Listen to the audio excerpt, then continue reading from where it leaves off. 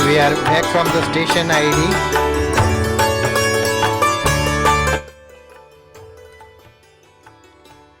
जी station ID से वापस आ गए। दूसरा आवर हमारा शुरू हो चुका है।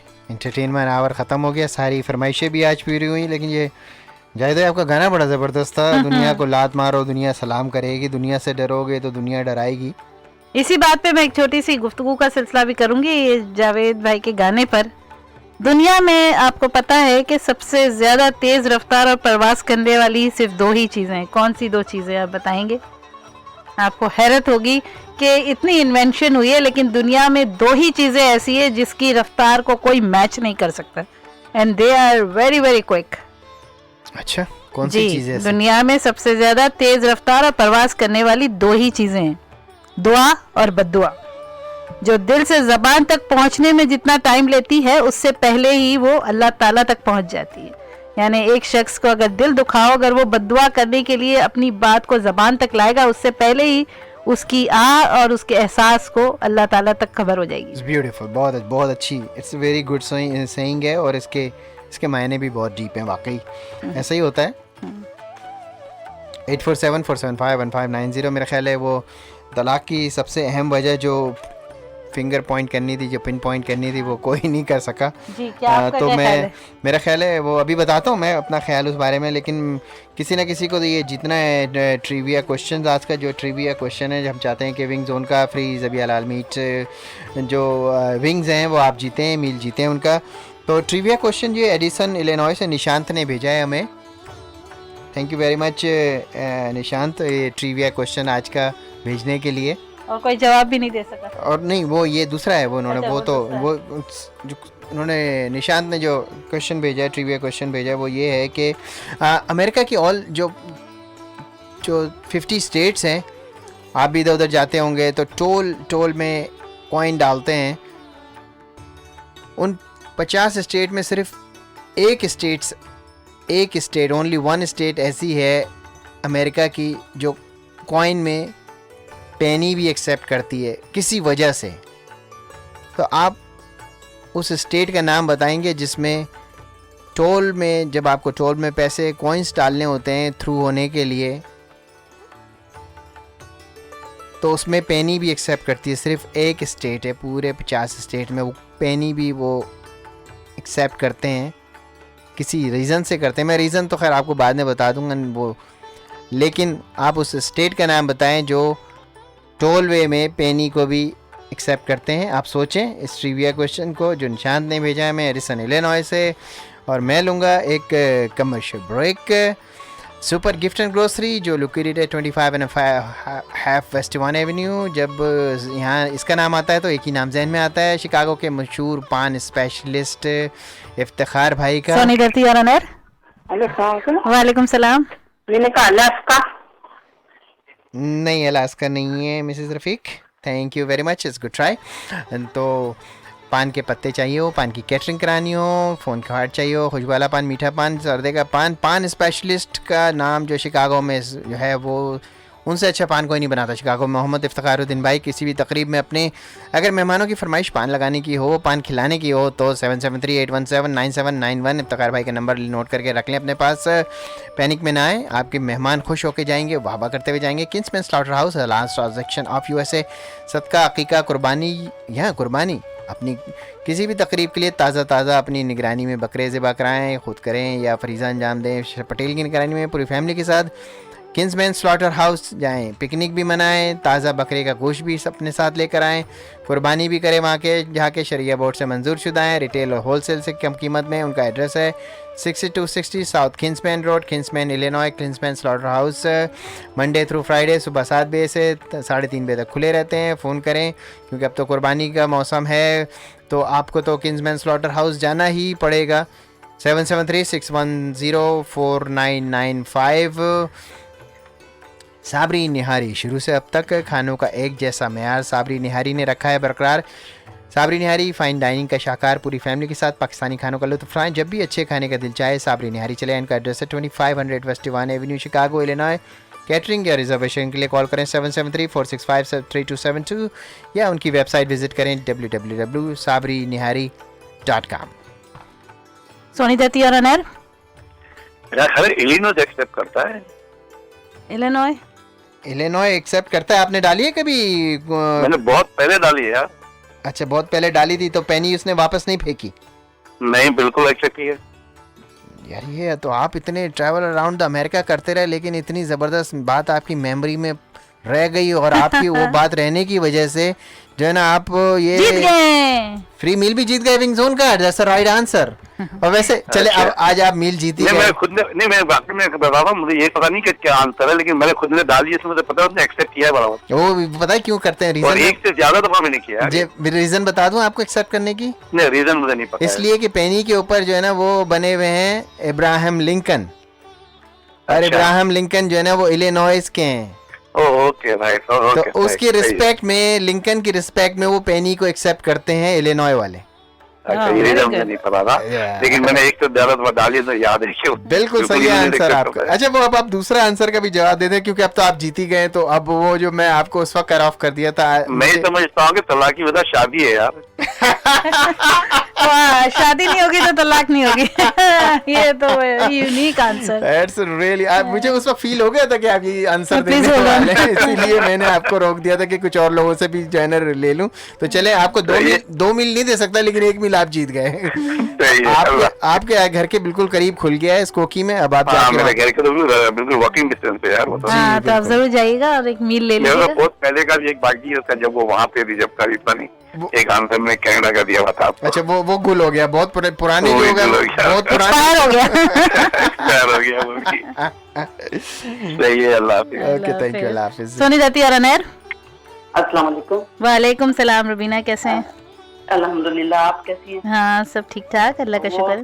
सुहेल भाई ने वो कह रहे थे ना कि फलानी जगह के मर्द ऐसे होते हैं, हम्म। कोई तो एक जगह का ये भूल गए कि जिनके पास गर्लफ्रेंड भी होती है, बीवी भी होती है, लेकिन उनको पसंद पड़ोसन होती है।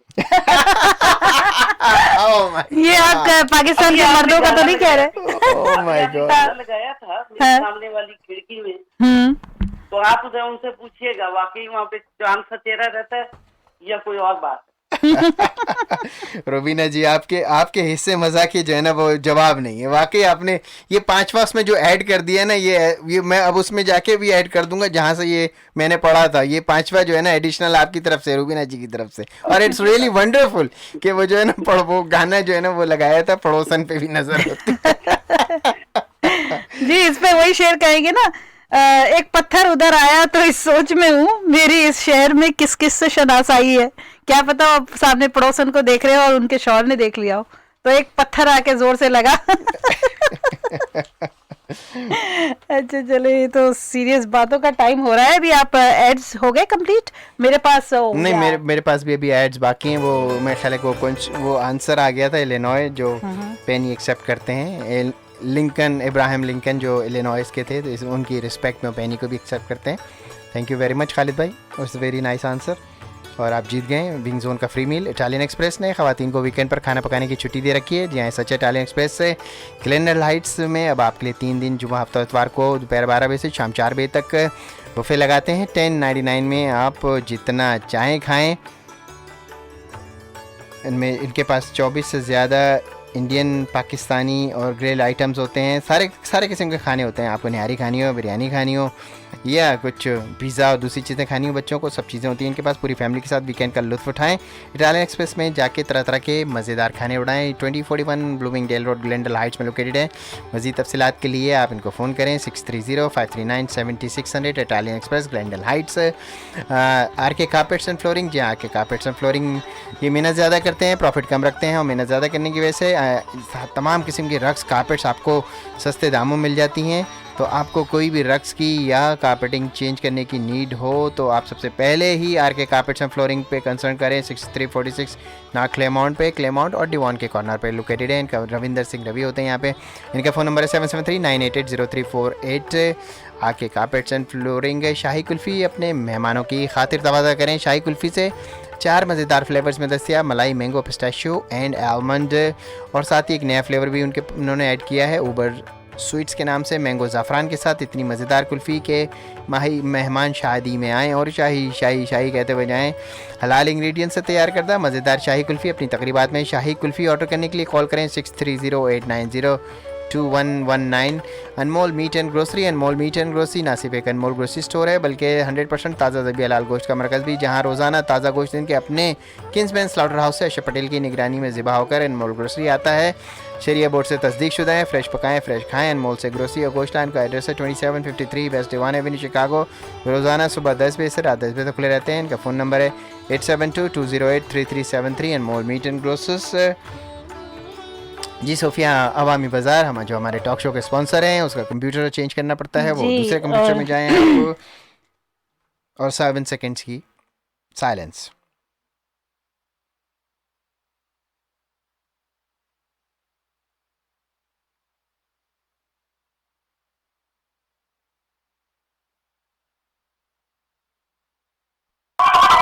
सोफिया, दीवान एवेन्यू पर आखिर ये सारी आवाम कहाँ जा रही है? सुहेल, ये लोग अवामी बाजार जा रहे हैं। क्यों? क्योंकि पूरे दीवान पर सबसे अच्छी और सस्ती ग्रोसरी सिर्फ अवामी बाजार में ही मिलती है। ज़बिया हलाल गोश्त है इनके पास? ऐसा एथेंटिक ज़बिया हलाल के गैर ज़बिया साबित करने वालों को $50,000 का इनाम रखा गया है, जो गुज़िश्ता 10 साल से किसी ने नहीं जीता। आप ग्रोसरी और गोश्त लें, मैं वेस्टर्न यूनियन से पाकिस्तान पैसे भिजवा कर आता हूँ। अवामी बाजार वेस्टर्न यूनियन के ऑथोराइज्ड डीलर भी है, आप पैसे यहाँ से भी भिजवा सकते हैं। इनका एड्रेस है 2340 वेस्ट दीवान एवेन्यू शिकागो और इनका फोन नंबर है 773-274-2333। क्या बात है, क्या बात है अवामी बाजार की। जी, ये तो हमारे अवामी बाजार का ऐड था और अब सीरियस टॉक की बात हो रही है। टॉक शो शुरू होने वाला है। कोशिश करती हूँ हर दफ़ा आपको अपनी सोचों से आगाह करूँ, लेकिन साथ में कुछ और भी हकीकतें बताऊंगी आपको आज, कि आपको भी मेरी बातों में से भी कुछ बातें अगर आप इत्तेफाक नहीं करते तो आपको फ़िल्टर करना पड़ेगी। और किस तरह फ़िल्टर करेंगे और किस तरह आप ये जज करेंगे कि मेरी किन बातों में आपको अमल करना है और किन बातों को अपने जहन से निकालना है। तो बहुत सी बातें ऐसी भी होती है जो जिस पे आप इत्तेफाक नहीं करते, तो या तो आप मुझे उसका सॉलिड रीज़न देंगे कि आप मेरी बात से एग्री क्यों नहीं करते, या जो भी मैं टॉक शो में आपको बताती हूँ या जो अपनी सोचें बताती हूँ, तो आप अगर एग्री नहीं करते तो उसका क्या सॉलिड रीज़न है। और अगर सॉलिड रीज़न नहीं है तो फिर तो आपको कन्विंस होना पड़ेगा। तो मैंने आज का चले टॉक शो शुरू करते हैं। I won't take any call, इसलिए कि कॉल के बाद मेरा कंसंट्रेशन खत्म हो जाता है, मगर you can call me after the talk show. कोई कमेंट्स, कोई बात करनी हो, कोई सजेशन देना हो तो यू कैन कॉल मी 8474751590। आज का मेरा टॉपिक, मैं म्यूज़िक बंद कर दूं। मेरा आज का सवाल आप लोगों से ये था कि आपकी ज़िंदगी की डोर किसके हाथ में।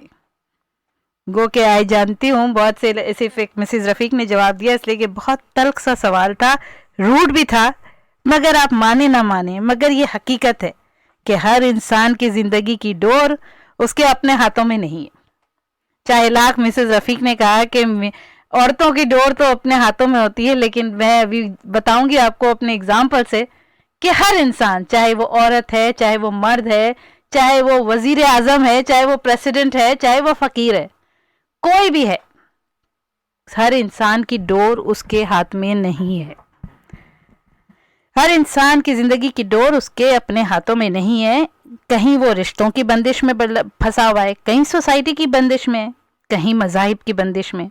मतलब ये कि हर इंसान की ज़िंदगी की डोर किसी और के हाथ में है।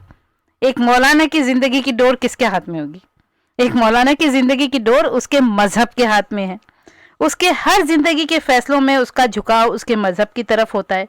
हालांकि वो ये भूल जाता है मौलाना कि यही मज़हब उसे मुस्तकिल मिजाजी का दर्स देता है, उसे इंसाफ पसंदी की तायीद करता है, और वो पागल ये समझता है कि अगर उसके फ़ैसलों में उसके मज़हब का रंग छलकता नज़र नहीं आया तो लोग उसे जाली मौलाना समझेंगे। इसी तरह एक एथिस्ट को ले लीजिए। एथिस्ट वो जो किसी रिलीजन को नहीं मानता। एक एथिस्ट ये समझता है कि वो अपने मज़हब की बंदिशों से आज़ाद है, तो क्या वो वाकई आज़ाद है? आप क्या समझते हैं? अगर उसे गुस्सा आता है और चूंकि वो एक एथिस्ट है, तो क्या वो किसी के घर के या अपने दुश्मन के घर के खिड़की दरवाजे जाकर तोड़ सकता है? या जाकर किसी का सर फाड़ सकता है? हरगिज नहीं, क्योंकि उस पर सोसाइटी की बंदिश है।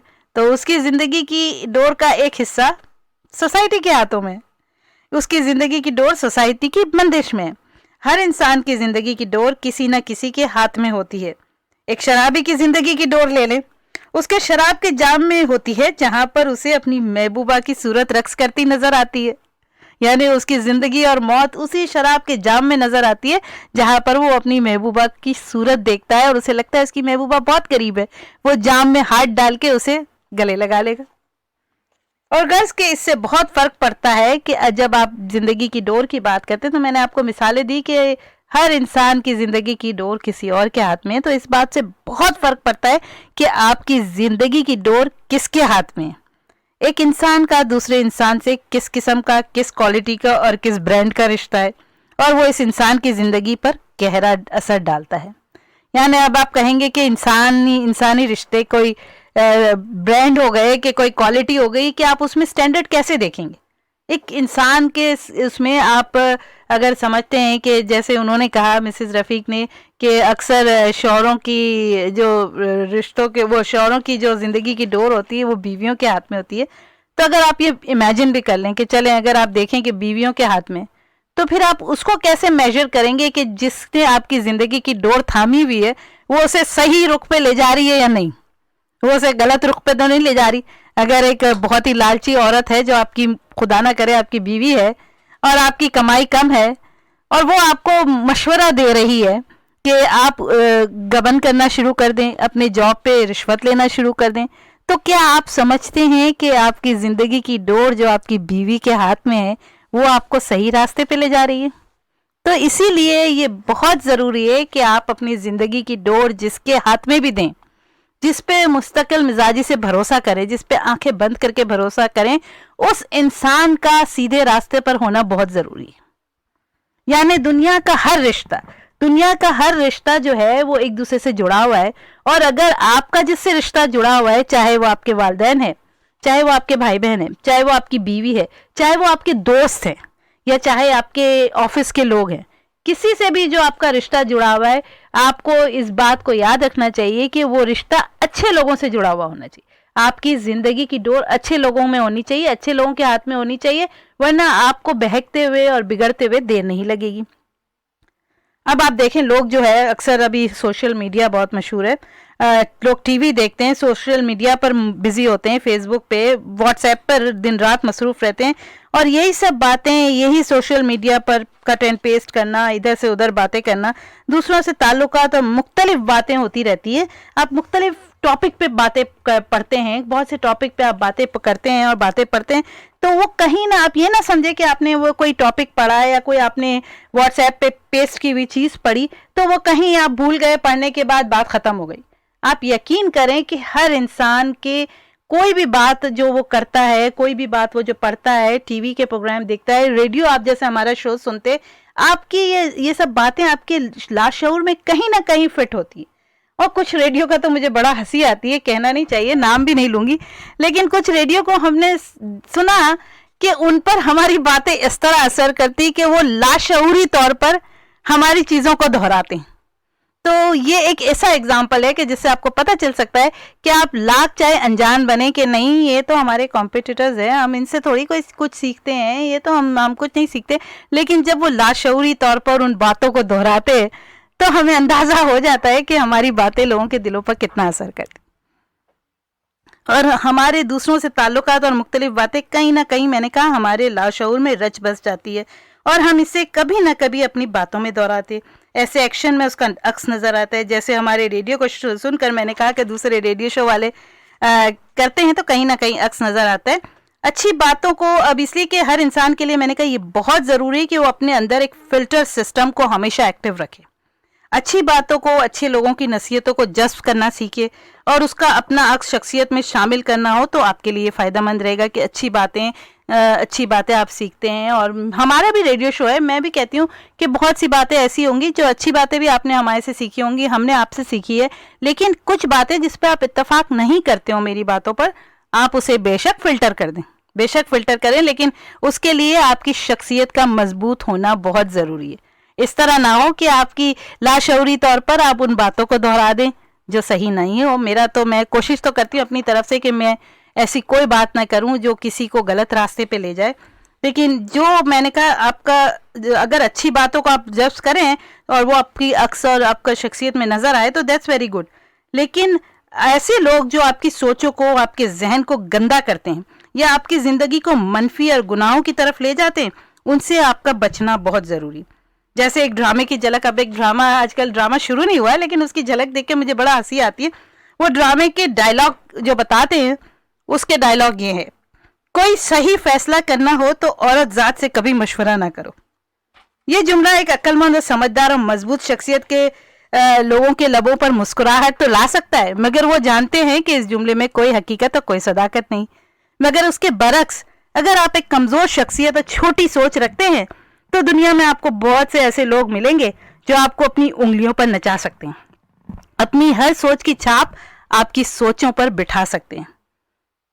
अब मैंने सोचा किसी ज़माने में कि अगर मैं अपने शो में कुछ नई चीज़ें शामिल करना चाहूँ तो क्या करना चाहिए मुझे। एक लम्हे को मुझे ख्याल आया कि मुझे दूसरे शोज़ जो दुनिया में होते हैं वो सुनने चाहिए।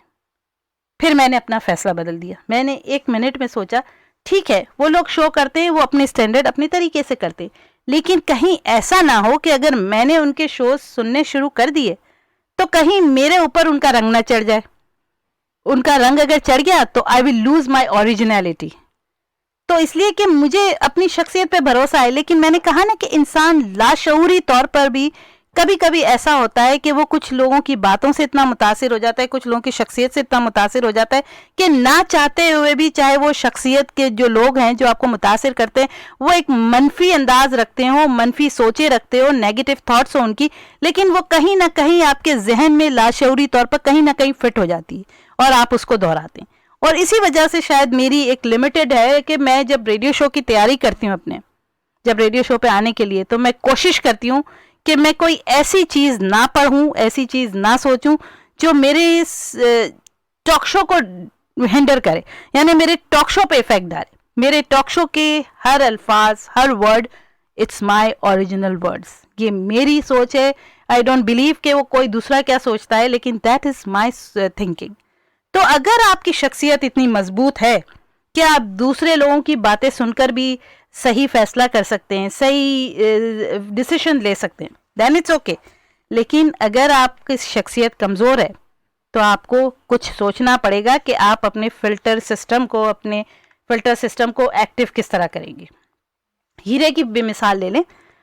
अगर एक हीरा तराशने वाला बड़ी बारीकी से, बड़े ख्याल से हीरा तराशता है, बिल्कुल इसी तरह मैंने कहा जैसे एक माँ अपनी औलाद को तराशती है। लेकिन अगर आप ऐसे इमेजिन करें कि अगर कोई ऐसी फैमिली है, बहुत पॉवर्टी है या जो भी है, या माँ जाहिल है, माँ बाप जाहिल हैं और बाप जो है वो अक्सर छोटी छोटी चोरियां भी कर लेता है, अक्सर जेल में भी पाया जाता है। ऐसे बहुत से लोग हैं, मेरे एयरपोर्ट पे भी नज़र आते हैं ऐसे लोग जिनके सुना है कि पेरेंट्स जेल में है और जिनके हस्बैंड जेल में है। तो ऐसे लोग जो होते हैं, तो आप क्या समझते कि वो जब अपनी औलादों को एक हीरे की तरह तराशते होंगे तो क्या उनसे गलती नहीं होती होगी? वो हीरा क्या इस तरह तराशते होंगे कि वो सोसाइटी के लिए कारामद साबित हो? बिल्कुल नहीं। जब बाप की चोरी की आदत अगर बच्चा देखेगा, वो बेशक सोचेगा, उसने पढ़ाई की होगी या कुछ भी सोचा होगा, दुनिया को देखा होगा, तो उसने सोचा होगा कि नहीं चोरी करना, मैंने ये भी सुना है कि चोरी करना बुरी आदत है। लेकिन कहीं ना कहीं लाशऊरी तौर पर उसके जहन में ये होगा कि चलो थोड़ी छोटी मोटी चोरी करने से कुछ नहीं होता। तो ये एक जिस तरह एक माँ बच्चे को तराशती है हीरा समझकर, इसी तरह सिर्फ माँ तक ही महदूद नहीं होता या वालिदैन तक ही महदूद नहीं होता। एक आदमी या एक औरत जब शादी करते हैं तो मियाँ बीवी का रिश्ता भी ऐसा है जिसमें एक दूसरे को तराशा जाता है, एक दूसरे को मोल्ड किया जाता है। अगर आप समझते हैं कि आप शादी से पहले एक बुरे इंसान थे और आप शादी के बाद एक अच्छे इंसान हो गए, आपकी सोचें बदल गई है, तो दैट मीन्स कि आपको आपकी जिंदगी की डोर जो आपने किसी और के हाथ में दी, अपने शौहर के हाथ में दी, अपनी बीवी के हाथ में दी है, वो सही रास्ते पे आपको ले जा रही है।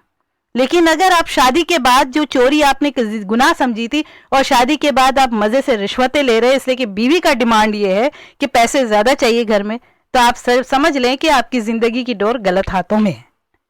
तो हर रिश्ता सिर्फ एक माँ बाप का ही नहीं, मियाँ बीवी का रिश्ता भी होता है। अक्सर दोस्त आपको गलत मिल जाते हैं और वो दोस्त भी आपको गलत रास्ते पे ले जाते हैं और आपको पता भी नहीं चलता। मस्ती मजाक में आप बहुत सी आदतें ऐसी सीख जाते हैं, जैसे शराब नोशी की या सिगरेट नोशी की या इस तरह की आदतें, लड़कियों को छेड़ने की, इस तरह की आदतें जब आप सीख जाते हैं आपको पता नहीं चलता कि आप गलत काम कर रहे हो। वो एक मजाक होता है, लेकिन वो जब अगर टीनेजर्स में कहे तो उसे कहते हैं पीयर प्रेशर, यानी फ्रेंड्स का प्रेशर ऐसा होता है कि आप गलत काम भी कर जाते हैं, झूठ भी बोलना सीख जाते हैं। बहुत से ऐसे माहौल भी आपको मिलते हैं, आपको ऐसे झूठे दोस्त भी मिलते हैं जो आपको झूठ बोलना भी सिखाते हैं और आप लाशऊरी तौर पर ये सब कुछ करते हैं और आपको पता नहीं होता। तो जिस तरह मैंने कहा कि अगर हीरे की तलाश में, यानी रिश्तों की तलाश खराश में, या अपनी जिंदगी की डोर जिसके हाथ में दिए, अगर उससे कोई गलती हो जाए, अगर हीरे की तलाश करने वाले से अगर हीरा क्रैक हो जाए, टूट जाए, तो वो हीरा जो $1 मिलियन का है उसकी वैल्यू 0 हो जाती। तो इसी तरह अगर आपकी जिंदगी में आपकी जिंदगी की डोर आपने किसी गलत हाथों में दे दी है तो समझ लीजिए कि आपकी जिंदगी 0 हो गई। आपके सारे करे कराए पर, अच्छे अमाल पर, सब पे पानी फिर गया। तो इसी तरह इंसान को इस बात का बहुत ख्याल करना चाहिए कि आपसे जुड़ा हुआ हर रिश्ता, चाहे कोई भी रिश्ता हो, मैंने कहा पेरेंट्स का हो, भाई बहन का हो, दोस्तों का हो, मियाँ बीवी का हो, वो अगर आपकी जिंदगी की डोर थामे हुए तो आपको किस सिमत ले जा रहे। कहीं आप जैसे हीरे को वो कोयला तो नहीं बना रहे, या आपको बड़ी महारत से तराश रहे, या आपके दिल और दिमाग में घटिया सोचों को भर रहे। आपको अपनी रूह और फिल्टर को अपने सोल को, फिल्टर को हर वक्त इस्तेमाल में रखना चाहिए। क्या आप जानते हैं कि आपसे जुड़ा हुआ रिश्ता आप पर एक बहुत गहरा असर डालता है? ये एक बीमार जहन की तरफ निशानदेही करता है कि आपका जहन जो है वो बीमार हो गया है। जिंदगी की डोर को गलत हाथों में अगर आप डाल दें तो वो आपको कठपुतली की तरह चला रहे होते हैं। इसकी एक मिसाल अगर देखें तो एक्सट्रीमिस्ट है। वो एक्सट्रीमिस्ट, चाहे वो रिलीजियस एक्सट्रीमिस्ट हो, चाहे वो कोई किसी किस्म के भी एक्सट्रीमिस्ट हो, जब वो एक्सट्रीमिस्ट बनते हैं तो एक्सट्रीमिस्ट बनने का मतलब क्या होता है कि एक्चुअली उनकी सोचें, उनके फैसले उनके हाथ में नहीं होते, वो दूसरे लोगों के हाथों में कठपुतली बने हुए होते। वो अपनी जिंदगी की डोर ऐसे गलत लोगों के हाथों में दे देते जो उनको एक्सट्रीमिस्ट बना देते कि आप कहते हैं कि भाई तुम बॉम्ब ब्लास्ट करो तो तुम सीधा जन्नत में जाओगे, ये जिहाद है, ये है, वो है। तो ऐसे बहुत से लोग आपको जिंदगी में मिलेंगे। आपको मैंने जब एक दफा कहा था कि अपनी जिंदगी की हर रिलेशनशिप को एक एक्सपायरी डेट रखें, हर किसी को इतना मौका दें और फिर उसको जज करें कि ये आपकी जिंदगी को कहाँ लेके जा रहा है। और अगर वो आपकी जिंदगी को ऊपर से नीचे पस्ती की तरफ ला रहा है इंस्टेड ऑफ बुलंदी की तरफ ले जाने की जगह, तो ऐसे रिश्तों को एक्सपायरी डेट की तरह एक्सपायर समझकर कचरे के डब्बे में डाल दीजिए। कचरे के डब्बे में डाल दीजिए, यानी आपको ये हिम्मत होनी चाहिए कि आप अपने फैसलों में हमेशा ये सोचें कि अगर आप किसी के बोलने पर कोई फैसला कर रहे हैं तो कहीं वो आपको सोसाइटी में एक बुरा इंसान तो नहीं बना रहा, कहीं वो आपको अल्लाह के सामने गुनाहगार तो नहीं कर रहा, कहीं आप हकीकत पसंदी को झुटला तो नहीं रहे, कहीं आप सच्चाई से मुंह तो नहीं फेर रहे। तो अगर आप एक मजबूत शख्सियत रखते हैं और आपका ज़मीर जिंदा है, आप अच्छे और बुरे की पहचान रखते हैं और हर हाल में सही फैसला करने की ताकत रखते हैं, तो कोई डर नहीं कि दुनिया के लोग जो भी कहें आपका फैसला इंसाफ पसंदी या सच्चाई पर मबनी होगा। मगर अगर आप एक ऐसी कमज़ोर शख्सियत रखते हैं जो अक्सर लोगों की मीठी भरी बातों में आ जाते हैं, लोगों की चापलूसी पर आपकी बागें खिल जाती है, या फिर किसी के बड़े के दबाव में आकर आप ऐसे बहुत से गलत फैसले कर बैठते हैं जो आपको गुनाहगार बताते हैं, तो अपने आप को बचाने का क्या रास्ता रह गया? कैसे आप अपने इस फिल्टर को एक्टिव करेंगे, यानी अपनी लाइफ के फिल्टर को कैसे एक्टिव करेंगे? सबसे पहले तो अपॉर्चुनिटीज आती, यानी अगर आपको ऐसा मौका दिया जाए और जो आपको लगता हो कि आपकी शख्सियत इतनी कमज़ोर है कि आप उनकी बातों में आ जाएंगे। जैसे अगर आपकी शख्सियत कमज़ोर है लेकिन आप जानते हैं कि आपके ग्रुप में फेसबुक पर ऐसे दोस्त हैं जो घटिया बातें भी लिखते हैं, तो ऐसे लोगों को फेसबुक से डिडक्ट कीजिए। उनकी बातों को पढ़ने की ज़रूरत नहीं है, इसलिए कि अगर आप पढ़ेंगे तो आप बेशक हंसते हुए पढ़ेंगे कि नहीं मुझ पे तो असर नहीं हो रही, वो कहीं ना कहीं लाशऊरी तौर पर आप उसको दोहराएंगे। जैसे अगर मैं किसी और का रेडियो शो सुन लूँ, मुझे लगे कि नहीं ये बातें मुझे असर नहीं करती, मैं तो अपना रेडियो शो करती हूँ, अपनी तरीके से सोचती हूँ, कहीं ना कहीं मेरी बातों में आपको नजर आ जाएगा कि मैं कोई ऐसी बात कर रही हूँ जो मेरी शख्सियत के खिलाफ है। यानी 7-8 साल से मुझे आप जानते हैं, अगर मैं कोई अपनी शख्सियत के खिलाफ कोई बात करूंगी ऑटोमेटिकली आप सुनने वाले जान जाएंगे कि आज ये ज़रूर किसी और से मुतासिर होकर कोई ऐसी बात कर रही है जो इसकी शख्सियत के बिल्कुल खिलाफ जा रही है। तो वो आपको खुद जज करना होगा कि कौन सी शख्सियत के खिलाफ आपकी बात जाती है। तो सबसे पहले तो इग्नोरेंस है। ऐसे लोगों को एक्सपायरी डेट समझकर, एक्सपायर रिलेशन समझकर ऐसे लोगों को फेसबुक से ब्लॉक कीजिए, व्हाट्सएप से ब्लॉक कीजिए, जिससे लगता है कि आपकी सोचें बदल रही। जैसे मैंने कहा, ये ड्रामा अगर ये इसे मैं अगर होती तो इसे मीडिया पर नहीं चलने देती, इसलिए कि ये बिल्कुल एक गलत चीज़ लोगों के जहन में बिठा रहा है। चाहे वो एक रोल ही है, चाहे उसका अंजाम आखिर में गलत ही हो कि भाई औरतों से अगर कोई सही फैसला करना हो तो औरतों से कभी मशवरा ना लो। बेशक ये हो सकता है एंड में वो बताना चाह रहे हो कि ये कितनी गलत बात थी, लेकिन क्या मालूम कि जिसने वो जुमला सुना वो ज़रूरी है कि वो सारी 200 किस्तें देखेगा जब तक कि उसका अंजाम ना पता चले कि उस अंजाम में उसने क्या सीखा, क्या खोया और क्या पाया। बिल्कुल सही। उसका पहला इफेक्ट तो ये होगा कि 10 मरतबा वो चलाते उसकी ऐड को, जिसमें 10 मरतबा आप देखें टीवी, अगर आप 4 घंटे देख रहे हो तो वो 10 मरतबा ऐड चलता है जो कहता है बार बार कि अगर सही फैसला करना हो तो कभी औरत से मशवरा ना करो। आप लाख समझे कि नहीं मैं इस किस्म का नहीं हूँ, I am very broad minded, लेकिन वो 10 मरतबा अगर आप वो जुमला सुनेंगे तो वो कहीं ना कहीं आपके लाशऊर, तहते लाशऊर में वो कहीं ना कहीं फिट हो जाएगा और कहीं ना कहीं आप उसको अपनी बीवी पे अप्लाई करेंगे, अपनी बेटी से मशवरा करते हुए अप्लाई करेंगे कि नहीं मुझे इससे मशवरा नहीं करना चाहिए, अपनी माँ से मशवरा करते हुए अप्लाई करेंगे, नहीं, वो औरतों की डिग्रेडेशन पे चला जाएगा कि औरतों को आपकी नज़र में डिग्रेड हो जाएगी। तो ऐसे फैसले, ऐसे चीज़ों को इग्नोर करें अगर आपकी शख्सियत कमज़ोर है। हर इंसान की शख्सियत मजबूत नहीं होती, हर इंसान के ऊपर कहीं ना कहीं किसी ना किसी का रूप चढ़ा हुआ होता है। तो रूप उतारने के लिए यही तरीका है कि अगर आपके पास, अब ये देखें ना, अगर कहा जाता है एक शख्स है जो बहुत कमज़ोर शख्सियत रखता है, अब अगर वो उसके घर पे तो बीवी बैठी है, उसके 4 बच्चे हैं, अब वो सामने वाली खिड़की में एक चांद सा टुकड़ा रहता है खालिद साहब बुरा नहीं मानिएगा, I am just giving an example. वो एक सॉन्ग है जो मुझे भी बहुत पसंद है, लेकिन एक आम से आदमी की बात कर रही हूँ, उस इंसान की बात कर रही हूँ जिसकी अगर शख्सियत कमज़ोर है। वो किसी ऐसे ऑफिस में काम करता है, फ़र्ज़ करें वो एडवर्टाइजिंग में काम करता है, मॉडल्स आती है, मॉडल्स है जो बहुत शॉर्ट स्कर्ट्स पहनती है और बहुत खूबसूरत लगती है, यंग होती है, और उसकी बीवी जो घर में बैठी है उसे तो बाल बनाने की भी फुर्सत नहीं से कि 4-5 बच्चे हो चुके। तो ऐसे में वो शख्स क्या करे, वो गुनाह से बचने के लिए क्या करे? इससे कि अगर एज ए मुसलमान तो आपको पता है कि इन वाहियात चीज़ों को, ऐसी औरतों को देखना भी एक गुनाह है, तो अपनी नज़रों को भी उन गुनाहों से बचाने के लिए क्या करे? बेहतर है कि वो दूर भाग ले, यानी ऐसे ऑप्शन के वक्त जैसे उसके साथ काम कर रहा है तो वो अवॉइड करे कि उसकी नज़रें उन जगहों पर जाए कि जिससे वो बहके। तो उन अपॉर्चुनिटीज़ को अवॉइड करना, उन सिचुएशंस को अवॉइड करना एक कमज़ोर शख्सियत वाले के लिए बहुत ज़रूरी है। बहुत ज़रूरी है कि वो इन चीज़ों को अवॉइड करे और उससे भागने की कोशिश करे और उससे इस तरह बचे कि उसके ऊपर असर ना करे, इसलिए कि ये सब चीज़ें आपके जहन को बीमार बनाती है, आपकी शख्सियत को बीमार बनाती है। ये इसी तरह है कि जैसे वो कोई सोचता है कि नहीं मेरे ऊपर ये चीज़ें असर नहीं कर रही, वो खेल तो रहा है आग से, लेकिन वो एक्सपेक्ट कर रहा है इसके हाथ नहीं जलेंगे, तो ये तो नामुमकिन है ना। अब अमेरिका में हम रहते हैं, हमें क्यों खौफ रहता है कि हमारे बच्चे बिगड़ जाएंगे? इसलिए कि हम जानते हैं कि बच्चों को यह ओपन अपॉर्चुनिटीज़ है। तो बच्चों को जब ओपन अपॉर्चुनिटीज़ है कि उन्हें हर इलीगल रिश्ता भी वो कर सकते हैं, जोड़ सकते हैं, तो आपको अपने बच्चों की पर्सनैलिटी को मजबूत बनाना होगा, उनके उस फिल्टर सिस्टम को उनको सिखाना होगा कि वो किस तरह एक्टिवेट करें।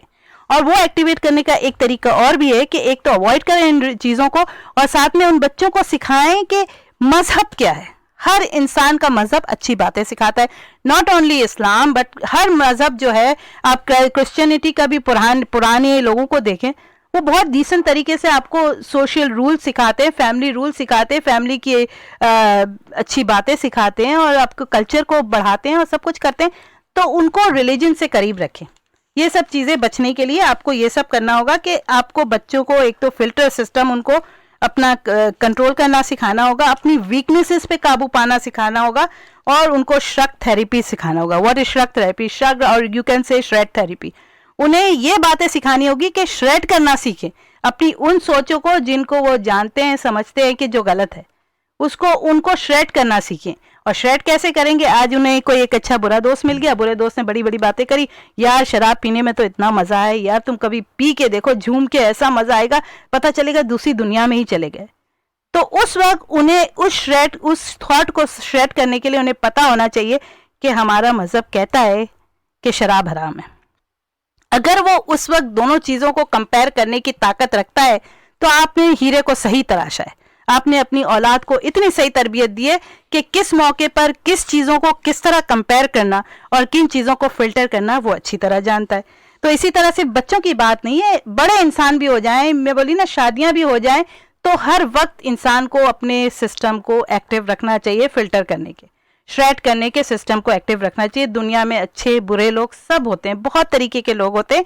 तो अपनी ज़िंदगी की डोर अपने हाथ में रखने का यही तरीका है कि आप सुने सबकी बातें, कोशिश करें ऐसे लोगों को अवॉइड करें, ऐसी चीज़ों को अवॉइड करें जो आपके जहन पर मनफी असर डालती है, आपको गलत रास्तों पर ले जाती है, चाहे वो कितनी भी चिकनी चिपड़ी बातें करके करें, लेकिन इन लोगों को अवॉइड करें।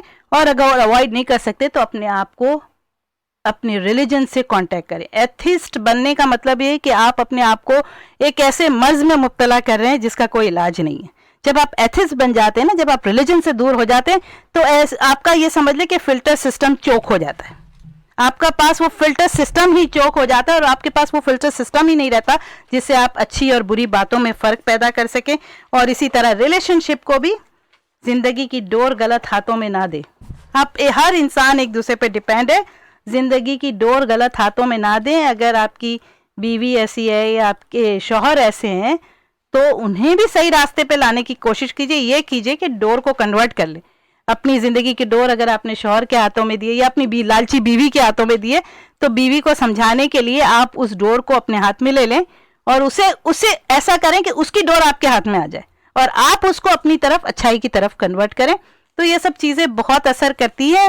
हर चीज़ को पढ़ने से पहले, कनेक्ट करने से पहले, ये सोशल मीडिया पे जो बच्चे कनेक्ट होते हैं या हम भी होते हैं, फेसबुक पे होते हैं, व्हाट्सएप पे होते हैं, तो उसमें भी आप फिल्टर करना सीखिए कि आप जो कट और पेस्ट की चीज़ें पढ़ रहे तो कहीं वो आपके लाशऊर में तो नहीं जा रही। तो अगर आपको ऐसा लगता है कि कोई शख्स इतनी ताकत रखता है कि उसकी गलत बातें भी आपके लाशऊर में जाकर चिपक रही हैं और आपको कहीं ना कहीं कभी ना किसी मौके पर आप उसकी बातों को दोहरा रहे हैं, किसी तरह कोई फंक्शन में दोहरा रहे हैं, किसी तरह रेडियो पे दोहरा रहे हैं, तो आप ये सोचे कि आप ये बातें जो दोहरा रहे हैं, this is not your choice. ये आपका जस्टिस नहीं है, आपका डिसीजन नहीं है, आपकी चॉइस नहीं है। वो तो एक ऐसी चॉइस है जो किसी और की है और आप उसको आगे बढ़ाकर दूसरों के ऊपर थोपने की कोशिश कर रहे हैं। मैं जब टॉक शो के लिए कुछ तैयारी करती हूँ तो आई मेक श्योर कि मैं जो कुछ रीड करूँ, जो कुछ सोचूं, उसमें मेरी ओरिजिनलिटी बरकरार रहे। मैं किसी की कही हुई बात को आगे नहीं बढ़ाना चाहती।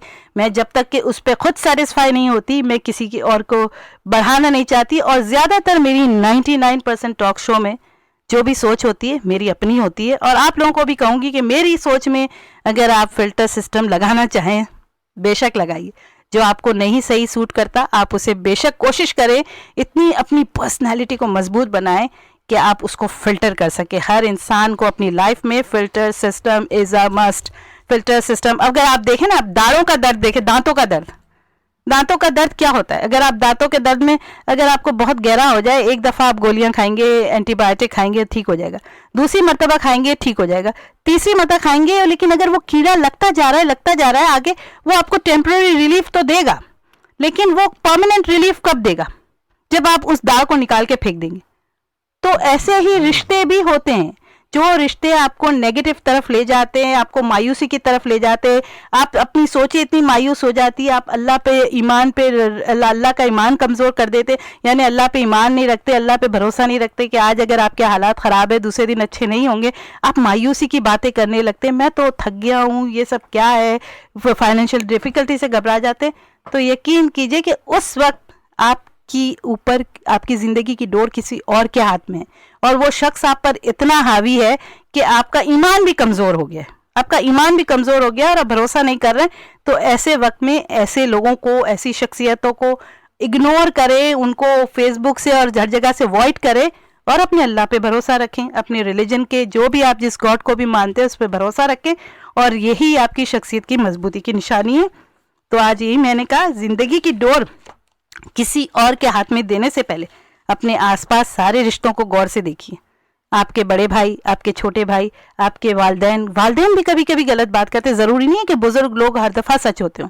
मैंने कहा ना, कुछ वालिदैन जैसे कि अगर बाप चोर है तो वो ज़रूरी नहीं कि आप ये सोचे कि नहीं वो मेरे वालिद है तो वो कोई, उनके बारे में मैं कैसे गलत सोच सकता हूँ, मुझे तो उनके नक्शो कदम पर ही चल रहा है। नहीं, अपने फिल्टर सिस्टम को, अपने नफ्स को ज़िंदा रखे, बाज़मीर बन के रहे और मिच्योर बन के सोचे और फिल्टर सिस्टम के साथ हेल्प ले और अपनी ज़िंदगी से नेगेटिव लोगों की, नेगेटिव सोचों की, नेगेटिव सब कुछ ख़त्म करें और एक मजबूत शख्सियत के मालिक बने।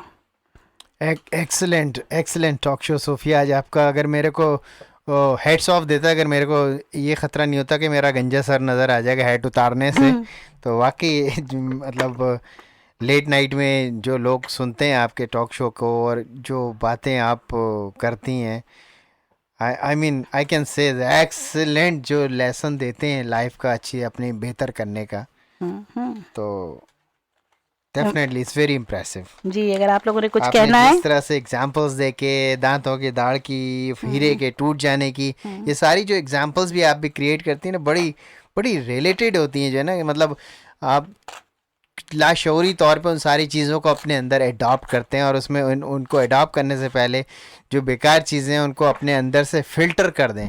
जो आज आपका टॉक शो है ना, मतलब दुनिया में बुराई की एक ही वजह है कि आपका फिल्टर सिस्टम चोक हुआ हुआ है। आपको सच्चे और बुरे की, अच्छे और बुरे की पहचान इसलिए नहीं हो रही कि फिल्टर सिस्टम चोक है। हाँ, या तो फिल्टर सिस्टम को साफ कर लें या फिल्टर सिस्टम को बदल दें। अपनी शख्सियत को कमजोर अगर आप समझते तो इनको इग्नोर करें, ऐसे अपने और ऐसे लोगों से बचें और ऐसी चीजें पढ़ने से बचें, वाहियात चीजें पढ़ने से बचें, मैगजीनों को पढ़ने से बचें, अपनी जिंदगी को साफ सुथरा रखें ताकि अगर आप खुदा के पास, अल्लाह के पास जाए तो आप शर्मिंदा ना हो। जी, अगर आपको कोई कमेंट्स करना है 847-475-1590 847-475-1590 अगर आपको कोई कमेंट्स करना हो, ज़िंदगी की डोर किसके हाथ में, आज इनका मौजू था और मैं तो उसको सिर्फ एक्सीलेंट ही कह सकता हूँ। It's really wonderful. और अभी अभी एक अनाउंसमेंट भेजिए आप, जब तक सोच रहे हैं कि क्या, वैसे कोई आपकी जो आज की टॉक थी ना, that's really really excellent, it's really worth it. ये अनाउंसमेंट भेजिए नूरानी भाई ने। 8 सितंबर बरोज़ जुमेरात पाकिस्तानी और इंडियन कम्युनिटी के लोग मिलकर इंडिया के कौंसल जनरल के साथ गेट टुगेदर कर रहे हैं और इस गेट टुगेदर में मुग़ल बादशाह हुमायूं के मकबरे के बारे में एक मालूमाती दस्तावेज़ी फ़िल्म यानी documentary film tomb of Humayun भी दिखाई जाएगी। आप लोगों से शिरकत की दरख्वास्त है, फ्री एंट्री है, हर कोई आ सकता है फैमिली के साथ। बेनेडिक्ट यूनिवर्सिटी हॉल में होगी ये तकरीब जो लेस्ली इलिनॉय में है। तो ये 8 सितंबर जुमेरात के दिन जो है ना वो एक गेट टुगेदर है। तो ये अनाउंसमेंट था, एक पब्लिक अनाउंसमेंट था, ये फ्री एंट्री है, जो भी उसमें जाना चाहें बेनेडिक्ट यूनिवर्सिटी हॉल में होगी ये लेस्ली में, तो ज़रूर इसमें शिरकत करें। ये नूरानी सदुद्दीन नूरानी भाई की तरफ से रिक्वेस्ट आई थी कि ये पब्लिक अनाउंसमेंट कर दें। 847-475-1590। मेरा ख्याल है सोफिया आज के आपके जो है ना एक्सीलेंट टॉक शो पे कमेंट्स तो कोई नहीं बनता, लेकिन लर्निंग बहुत बनती हैं। जिस तरह से आपने जो सारी बातें सिखाई ना, that's really wonderful. Thank you so much. ये मेरी ओरिजिनल सोचें हैं। आपकी ओरिजिनल सोचें तो 7-8 साल से चल रही हूँ और मैं हमेशा इस एक जो है ना वो घबराहट का शिकार हो जाता हूँ। ये टॉक शो लाइव जा रहा होता है, लोग सुन रहे होते हैं, हज़ारों लोग सुन रहे होते हैं और मैं इस घबराहट का शिकार हो जाता हूँ कि पता नहीं आज आप क्या बात करने वाली हैं, कर भी सकेंगी नहीं कर सकेंगी। लेकिन आपकी जो एबिलिटी, जो क्वालिटी है बात करने की ना, वो मुझे दिन ब दिन जितने साल गुजरते आ रहे हैं उन पे और ज़्यादा उस पर ट्रस्ट होता जा रहा है कि वो एक जुमला मुझे याद नहीं आ रहा, वरना मैं जुमला आपके लिए दोहराता। चलें, थोड़ा सा टाइम रह गया है, मेरा ख्याल है कुछ खबरें पढ़ लें, पॉलिटिकल बातें हो जाएं। लेकिन आज के टॉक शो आपका excellent. Thank you so much. Imran Khan और ताहिरुल कादरी का एक बार फिर धरना ये दोनों का कपल तो टॉम एंड जेरी है, बिल्कुल। ये खालिद भाई बड़े गौर से सुन रहे होंगे ये बात, क्योंकि वो बहुत लवर्स में से हैं इमरान खान के। तो मेरी बात पहले ख़त्म कर ले लीजिएगा, उसके बाद आपका कमेंट्स जो भी करना चाहें फिर मैं फ़ोन उठाऊंगा। I'll take that comment कि इमरान खान और ताहिर कादरी का एक दफ़ा फिर धरना। तो इमरान खान साहब किसी बात से कोई सबक नहीं सीख रहे। लास्ट टाइम भी ताहिरुल कादरी इमरान खान ने बड़ी मुश्किल से इस धरने से अपनी जान छुड़ाई थी। लोग थक गए, गिर गए, घर चले गए, मजमा कम होता चला गया, लोग बैठे बैठे बेजार हो और गए। धक्का दुक्की में कितने लोग जख्मी हो गए, याद है? हाँ, फिर अचानक एक बहुत बड़े साने ने आर्मी पब्लिक स्कूल के उनको भागने का मौका फराहम कर दिया। ये लोग शायद पाकिस्तान की तारीख से वाकिफ़ नहीं है, इसीलिए ऐसी गलतियां बार बार कर रहे हैं। हुकूमत को तो जिससे कोई प्रेशर या तकलीफ नहीं होती, जबकि आम शहरियों को इन धरनों और रोड ब्लॉक से काफ़ी तकलीफ़ का सामना करना पड़ता है। इमरान खान सिर्फ धरनों से पाकिस्तान की आवाम को मुतासिर नहीं कर सकते, कुछ करके दिखाएं, अपने आप को दूसरे सियासतदानों से मुख्तलिफ साबित करके दिखाएं ना। खाली धरने देना तो जो है ना, वो आप फ़ोन की तरफ ना जाएं। नहीं, बिल्कुल नहीं। मेरी बात पहले पूरी होने दीजिएगा। मतलब दूसरे सियासतदानों से मुख्तलिफ करके दिखाएं। मैं एक एग्जाम्पल जो है ना वो देना चाहूँगा। कायदे आज़म से किसी ने कहा कि जनाब गांधी साहब तो फर्स्ट क्लास में सफ़र करते हैं, तो आप इकॉनमी क्लास में क्यों सफ़र करते हैं? तो कायदे आज़म ने जवाब दिया, गांधी फर्स्ट क्लास में पार्टी के पैसों से सफ़र करता है और मैं इकॉनमी क्लास में अपने पैसों से सफ़र करता हूँ, क्योंकि पार्टी का पैसा अमानत होता है जिसे ज़ाती खर्च में नहीं लाया जा सकता। इमरान खान हेलीकॉप्टर में सफ़र करते हैं जिसके खराजात पार्टी फंड से अदा किए जाते हैं, लंबी चौड़ी सरकारी गाड़ियों और प्रोटोकॉल इस्तेमाल करते हैं जो आवाम के टैक्स के पैसों से अदा किए जाते हैं। सियासतदान हैं तो पार्लियामेंट में जाएं, बिल पेश करें, रेफरेंडम कराएं, करप्शन के ख़िलाफ़ अदालतों से रुजू करें। जब इमरान खान भी दूसरे सियासतदानों की तरह घिराव जलाव धरने चीखो चिल्लाओ वाली सियासत ही करना है, तो फिर उनमें और दूसरे सियासतदानों में क्या फ़र्क है? तो मैं एक शेर कहता हूँ, फिर खालिद भाई आपका कमेंट लूँगा। चल पड़ा हूँ मैं ज़माने के उसूलों पे मोहसिन, चल पड़ा हूँ मैं ज़माने के उसूलों पे मोहसिन, मैं अब अपनी ही बातों से मुकर जाता हूँ। अब अगर आपको कोई कमेंट करना हो तो 8474751590। देखें अभी ब्रेक है 1 सेकंड का, 1 मिनट का, बल्कि मैं दूसरी खबर की तरफ चले आते हैं। अगर वो अभी पता नहीं समबडी वाज कॉलिंग और फिर वो रख दिया उन्होंने। कॉलर्स 8474751590, अपने फिल्टर सिस्टम को चमकाइए और कॉल कीजिए और अपनी सोच बताइए हमसे कि क्यों आप अग्री नहीं करते उस बात के लिए, कोई प्रूफ के साथ, सॉलिड रीजन के साथ सोच बताइए अपनी। MQM वाले 1 second, let me take this call. सोनी दत्ती और अनर, हेलो बहन, क्या हाल है आपके? बस ठीक ठाक हूँ, अल्लाह का शुक्र है। कैसे हैं कादिर भाई आप? भाई तो बहुत गुस्से में। नहीं देखे, उन्होंने पूछा आपका हाल कैसा है। आई लव यू कादिर भाई। खान के खिलाफ बात कर रहे वो। नहीं आई लव यू कादिर भाई, आई लव यू कादिर भाई। पूरे झटका लग गया आपको आई लव यू सुन के। क्यों इंसान से प्यार नहीं कर सकता? MQM वाले भटके में मुस्तफा कमाल। कहाँ है खालिद भाई? आप तो कमेंट्स जी 8474751590। क्या इमरान खान कुछ मुख्तलिफ कर रहे हैं, दूसरे पॉलिटिशियन से कुछ मुख्तलिफ दिखा रहे हैं, या बिल्कुल ये वही पॉलिटिक्स खेल रहे हैं, वही धरने वही सब कुछ कर रहे हैं? तो आप बताएं ना, अगर आपके लीडर हैं तो आप मुझे कुछ एग्जाम्पल दे के बताएं कि वो कुछ डिफरेंट कर रहे हैं दूसरे लोगों से, वही घिराव जलाए की सियासत, वही धरने। जी सोनी दत्ती और अनर जी, अस्सलाम वालेकुम। वालेकुम सलाम। वालेकुम सलाम। करने को तो बहुत कुछ कर सकते हैं, और वो MQM ने करके देखा और दिखाया। अब यही कुछ रह गया है कि शराफत की सियासत पाकिस्तान में नहीं है। अगर शराफत से कानून के दायरे में कुछ करना है तो यही तरीका रह गया है। बाकी जरदारी और नवाज शरीफ ये सारे के सारे चोर हैं और बारी बारी आते रहेंगे, और इन सारे हुक्मरानों की जो शील्ड है वो फौज है, वो उनको से सिक्योर करती है। अगर पब्लिक सड़क पे आएगी तो फौज मारेगी पब्लिक को। लोगों के पास कोई रास्ता नहीं है, या तो फिर वो भी अस्करी विंग बनाए MQM के साथ में।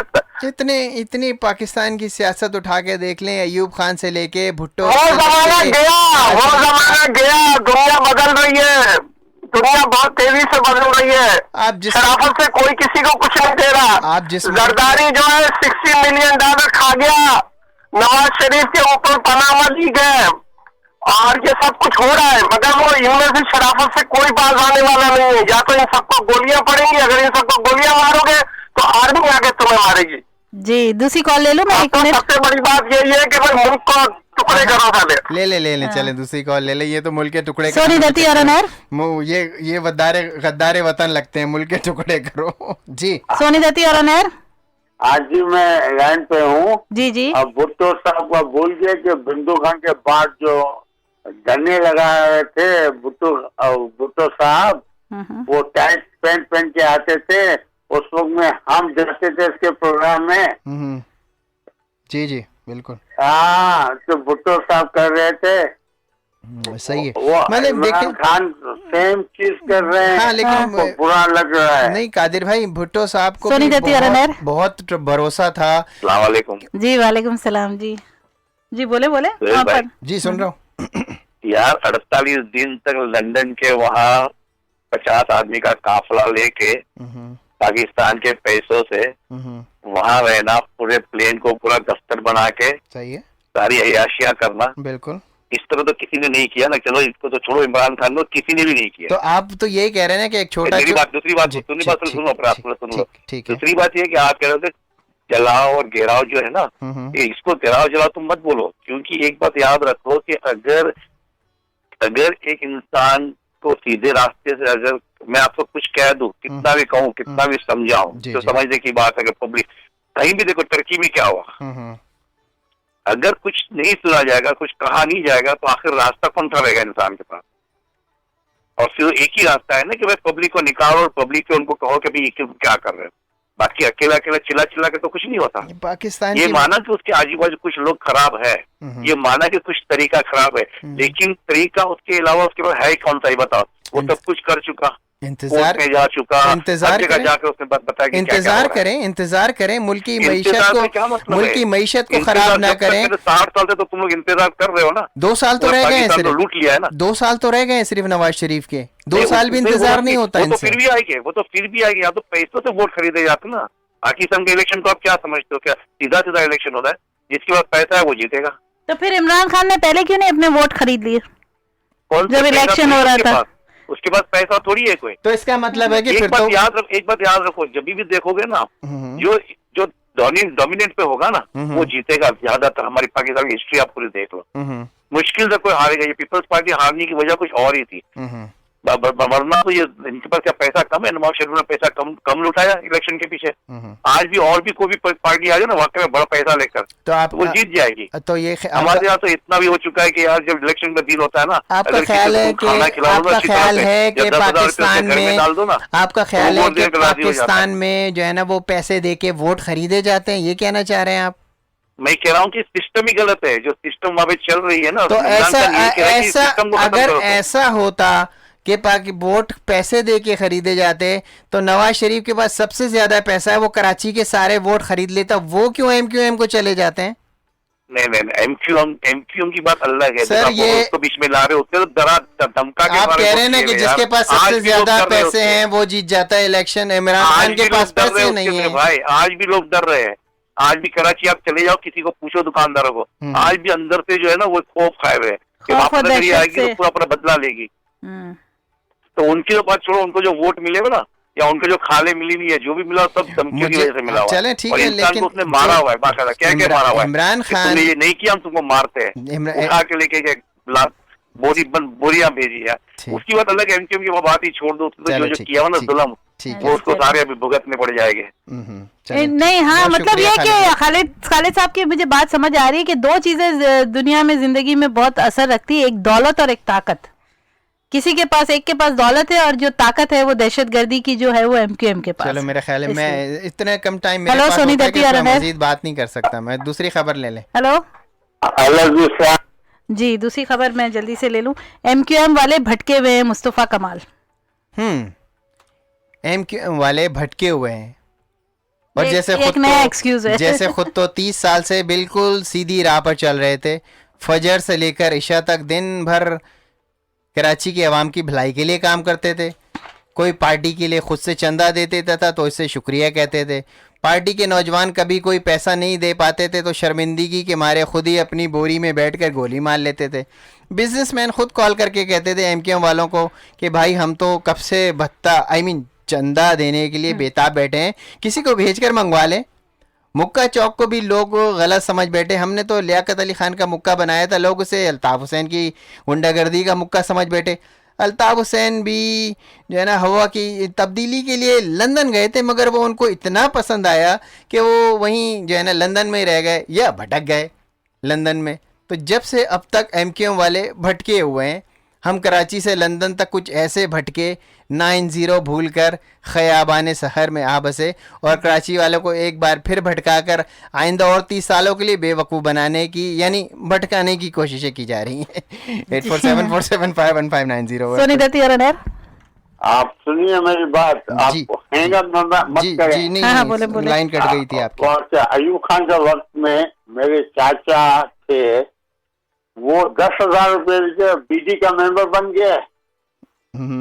तो अयूब खान के जमाने में 10,000 रुपए बहुत होते थे, आपको पता है ना? तभी भी रिश्वत चलती थी, तभी भी पैसों का जोर था। हाँ, तो आप क्या बात कर रहे हो? अल्ताफ हुसैन जो भी है पैसे से बात करते पाकिस्तान के अंदर, लेकिन बुराई का अंजाम बुराई होता है ना। देखे ना, चाहे आप पैसा इस्तेमाल करें, ताकत एक वक्त आता है जब अंजाम को पहुंचते। उन्होंने 10 साल हुकूमत की, कराची के अंदर सोल्जर बाजार के अंदर कोई प्रॉब्लम नहीं हुआ, हुकूमत की पैसा बनाया, मल्टी मिलियनर हो गया। अरे सोल्जर बाजार में तो मैं रहती थी। हाँ, मैं भी वहीं रहता था। अच्छा, 3 नंबर सोल्जर बाजार। वहीं हूँ। अरे कोई पड़ोसी ना निकल आए आपके। बहुत बहुत शुक्रिया सर। मेरा ख्याल है कि मेरे पास एक और बहुत अच्छा तबसरा था, लेकिन रह गया वक्त की कमी के बायस। ये मत कहें कि पैसा काम नहीं करता, पैसा बहुत काम करता मेरे भाई। अच्छा जी, बहुत शुक्रिया। हर कोई जो है ना इतना लालची नहीं होता है। और इजाजत दीजिए, अगले हफ्ते फिर मुलाकात होगी। खुदा हाफिज़ हमारी तरफ से। अल्लाह हाफिज। अल्लाह हाफिज।